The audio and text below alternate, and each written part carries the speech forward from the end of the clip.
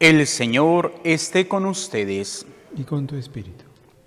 Del Santo Evangelio según San Lucas. Gloria a ti, Señor. En aquel tiempo, la multitud se apiñaba alrededor de Jesús y éste comenzó a decirles: la gente de este tiempo es una gente perversa. Pide una señal, pero no se le dará otra señal que la de Jonás. Pues así como Jonás fue una señal para los habitantes de Nínive, lo mismo será el Hijo del Hombre para la gente de este tiempo.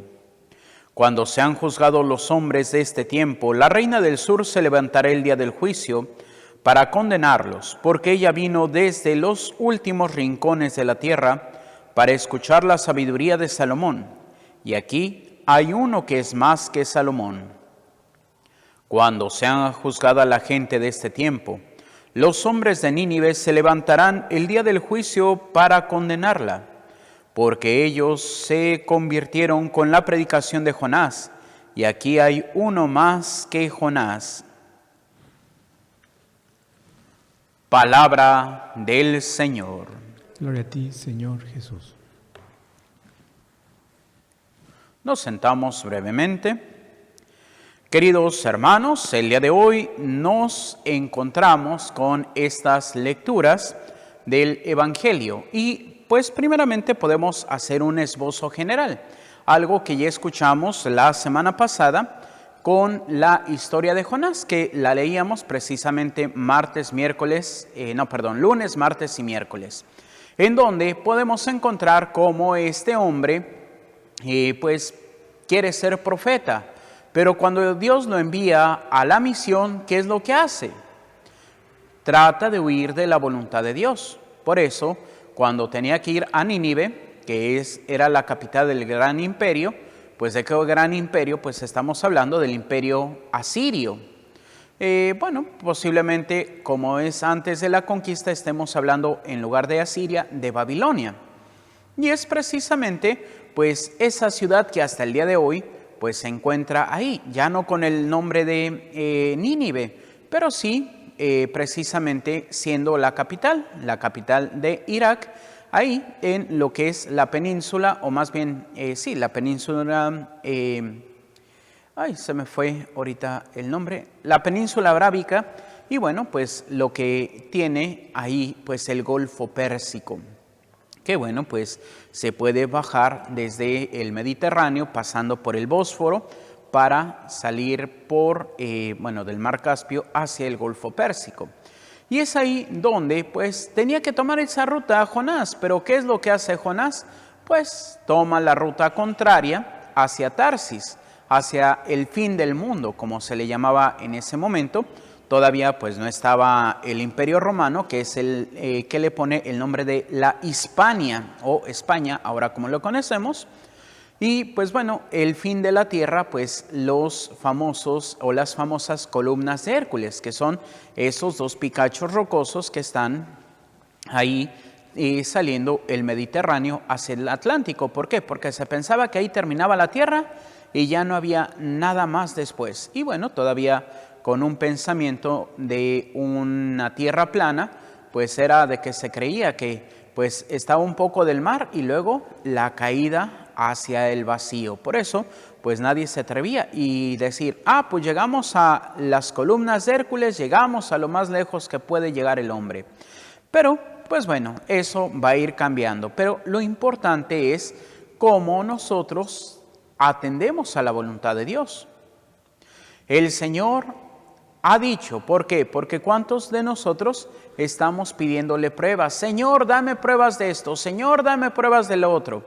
Y bueno, pues algo que se hizo así como que un boom y pues bueno, no pasó nada, pues fue de que pues muchos que escucharon pues las profecías del padre Oliveira, sacerdote brasileño, no se llama Oliveira, así se da a conocer, que dijo que el 13 de octubre iba a pasar algo porque la Virgen le iba a dar una prueba a este hombre.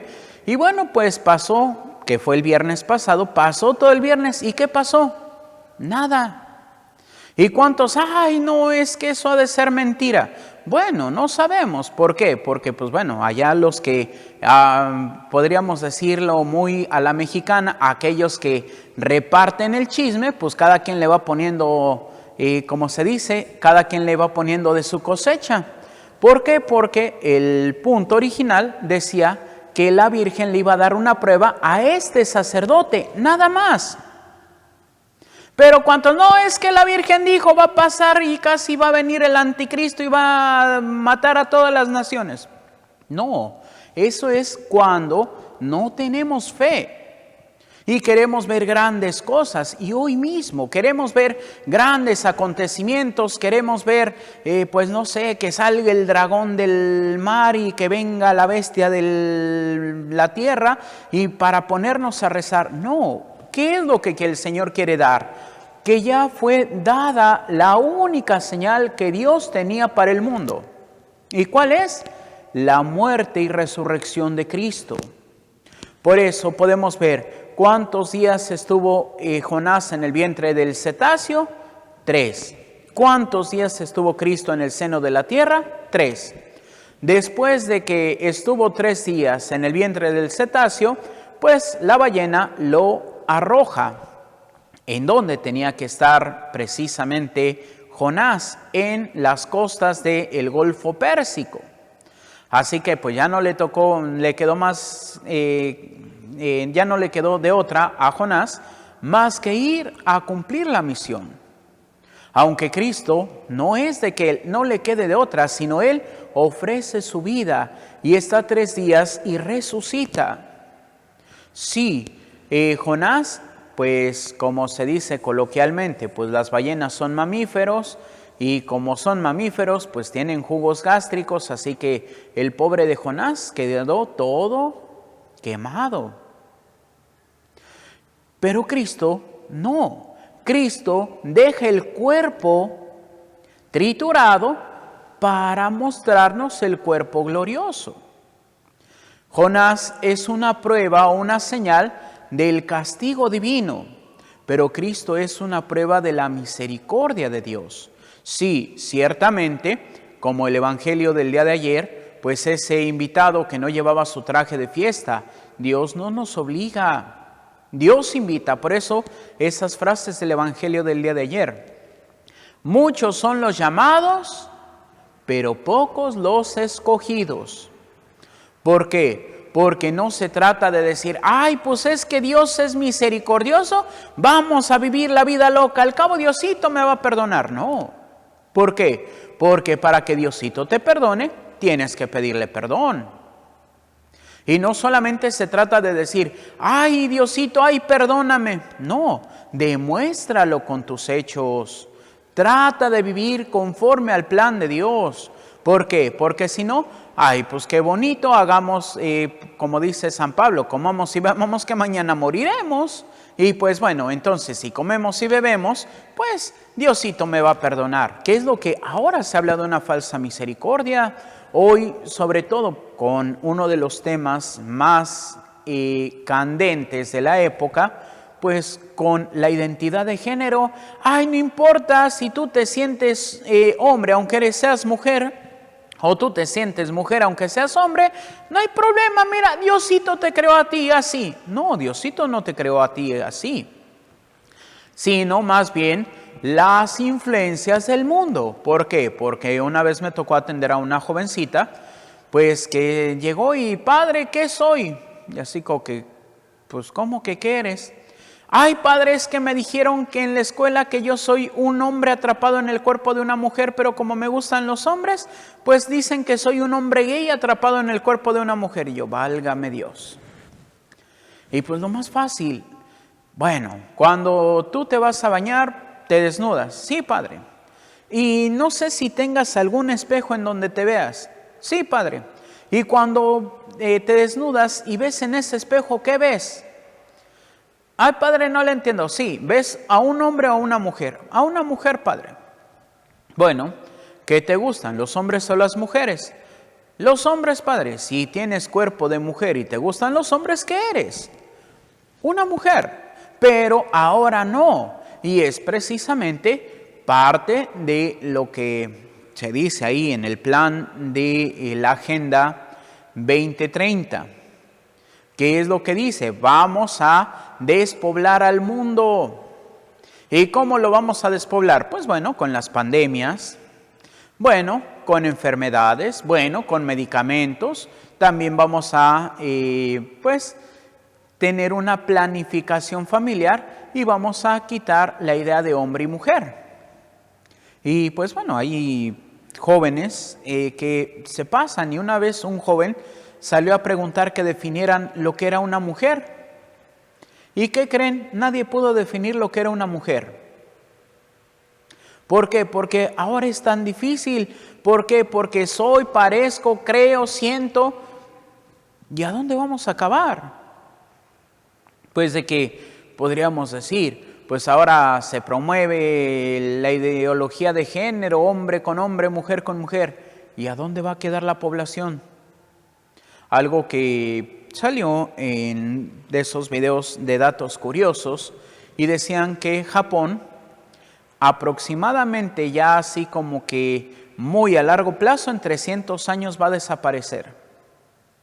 Y dirán, ay padre, ¿por qué? Dice, porque ahorita está mucho lo de la identidad de género. Y hay muchos adultos mayores, hay mucha gente mayor, hay pocos jóvenes y hay casi ningún niño.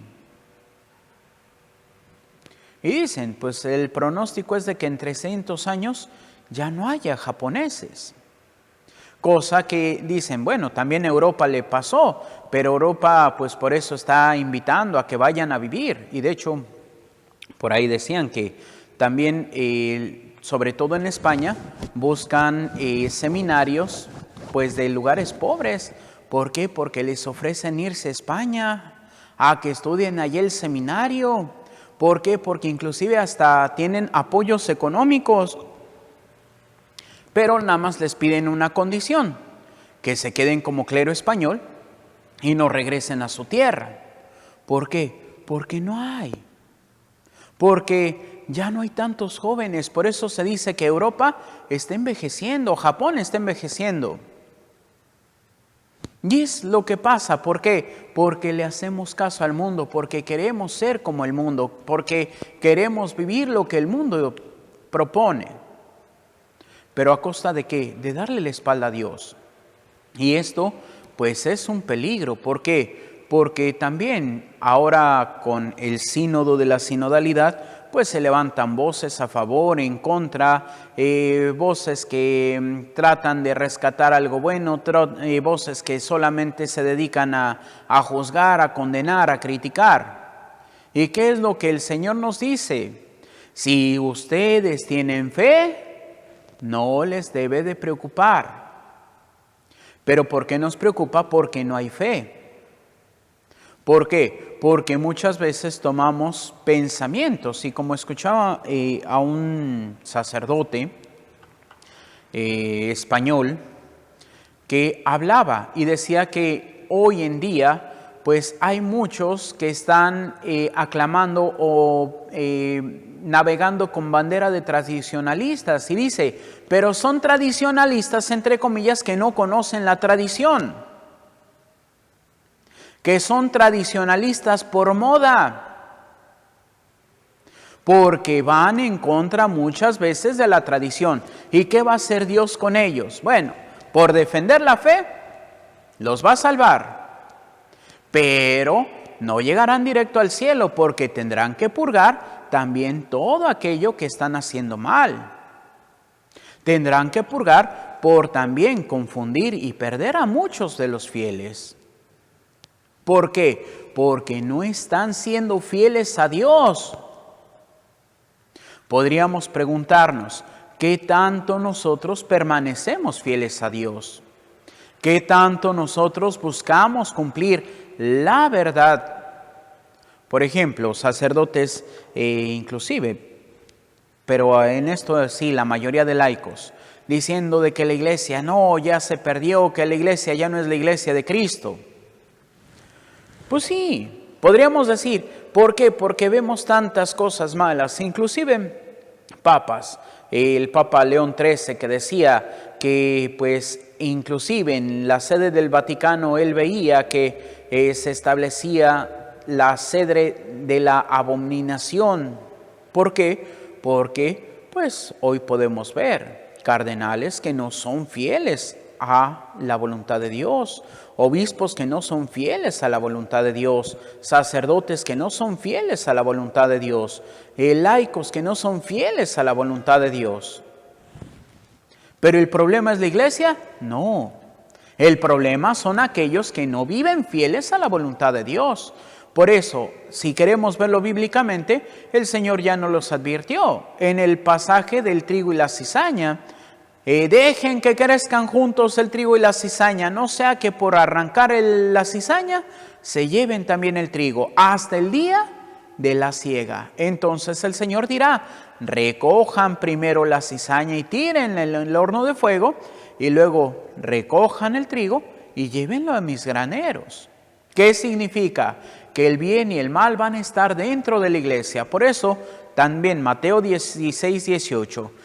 Yo te digo que tú eres Pedro y sobre esta piedra edificaré mi iglesia y los poderes del infierno o las puertas del infierno no prevalecerán. No quiere decir que la iglesia no sea atacada, no quiere decir que la iglesia a veces no presente el mal, pero todo eso no podrá acabar con la iglesia, porque la iglesia es una santa, católica y apostólica. Y al que no le guste eso, como decía San Ignacio de Antioquía, aquel que promueve un cisma está condenado a no ver el reino de Dios. ¿Por qué? Porque a veces queremos que la iglesia sea como yo quiero, no como Dios lo permite. Sí, podríamos decir, bueno, es que quiero que haya una iglesia mejor y más santa. Empieza tú a vivir la santidad. ¿Por qué? Porque pues decimos, no, es que la iglesia está mal, no, es ya la iglesia del diablo. Pues no le puedes llamar la iglesia del diablo a la iglesia de Cristo. Sí, ciertamente podríamos decir, como lo dijo el Papa Pablo VI, el humo de Satanás ha entrado por las grietas a la iglesia de Cristo. O como lo dijo también el Papa, pues el demonio inclusive corretea en los pasillos del Vaticano. ¿Pero esto va a hacer que se acabe la iglesia? No. ¿Por qué? Porque Cristo lo prometió. Lo único que tenemos que hacer es aprender a vivir lo que la iglesia quiere, aprender a ver los signos, aprender a ver a Cristo. Cristo que es el único signo que nos va a salvar. ¿Y en dónde encontramos a Cristo? La palabra de Dios y en la Eucaristía. ¿Qué tanto somos fieles a la palabra de Dios? ¿Qué tanto somos fieles a la Eucaristía? Escuchaba una joven católica que decía, no, es malo que los sacerdotes digan, lean la Biblia. Pues entonces, ¿cómo vas a conocer a Dios? Si Dios se quiso revelar a través de la palabra de Dios. Sí, no podemos decir como los hermanos cristianos no católicos, solamente la palabra de Dios es lo único que existe. No. ¿Por qué? Porque también tenemos la tradición y el magisterio. Pero es ahí donde nosotros tenemos que empezar a buscar, a vivir conforme al plan de Dios. Es ahí donde nosotros tenemos que aprender. ¿Para qué? Para que también hoy nosotros seamos signos para aquellos que no conocen a Cristo, para que podamos vivir el plan de Dios, para que podamos vivir en esa gracia y en esa paz de Dios. Necesitamos hoy verdaderamente ser católicos. Hoy necesitamos dejar tantas cosas que nos atraen al mundo para vivir la promesa de Dios. Y entonces sí, vamos a poder levantarnos un día y condenar a esta generación mala y perversa que nos invita a vivir el plan del mundo, a ver la ideología de género, el aborto, una vida laxa. Y entonces sí, podremos levantarnos junto a la Reina del Sur, nos podremos levantar junto a Jonás para condenar. Y no condenar con las palabras, sino con nuestro testimonio de fidelidad y amor a Cristo Jesús y a su Santa Iglesia. Que así sea, para gloria de Dios Padre, Hijo y Espíritu Santo. Nos ponemos de pie para hacer nuestra oración de Padre Carlos de Foucault. Padre, me pongo en tus manos, haz de mí lo que quieras. Sea lo que sea, te doy las gracias. Estoy dispuesto a todo, lo acepto todo, con tal de que tu voluntad se cumpla en mí y en todas tus criaturas. No deseo más, Padre, te confío mi alma. Te la doy con todo el amor de que soy capaz, porque te amo. Y necesito darme a ti, ponerme en tus manos, sin limitación, sin medida, con una confianza infinita, porque tú, Señor, eres mi Padre. Amén. Nos sentamos y continuamos con nuestra celebración.